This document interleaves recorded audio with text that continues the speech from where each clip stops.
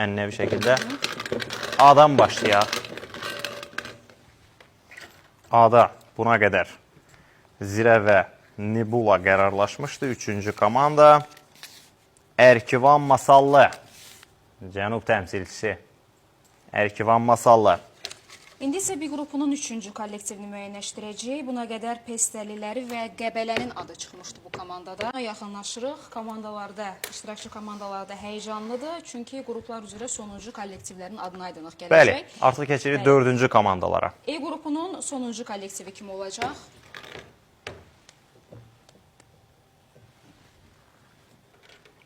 E və yaxud da A qrupu Zirə, Nebula, Ərkivan Masallı və Neftçi. Neftçi. İddialı komandalardan daha biri. A qrupuna getdi Neftçi.